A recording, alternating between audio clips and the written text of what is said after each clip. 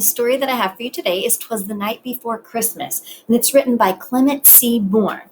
And Clement C. Moore was actually a biblical scholar. He studied the Bible, and he originally wrote this as a poem as a present for his wife and his children. And the first time it was published in a newspaper without illustrations. But since then, over 200 years ago, it has been made into many, many different kinds of books, or lots of people have liked to illustrate this poem. "'Twas a night before Christmas, and all through the house not a creature was stirring, not even a mouse.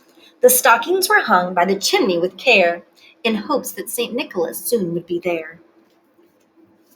The children were nestled all snug in their beds, while visions of sugar plums danced in their heads, and Mamma in her kerchief and I in my cap had just settled down for a long winter's nap.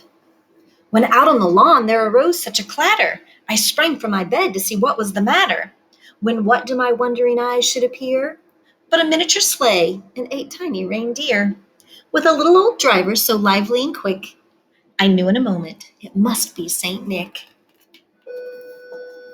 More rapid than eagles his coursers they came, and he whistled and shouted and called them by name.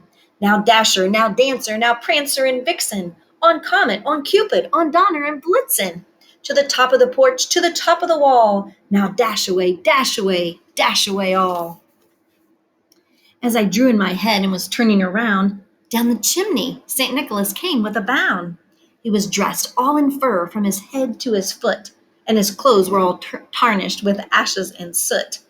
A bundle of toys he had flung on his back, and he looked like a peddler just opening his pack. His eyes, how they twinkled, his dimples, how merry. His cheeks were like roses, and his nose like a cherry.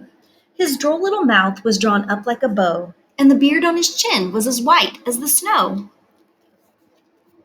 He spoke not a word, but went straight to his work, and filled all the stockings, then turned with a jerk, and laying his finger aside of his nose, and giving a nod, up the chimney he rose.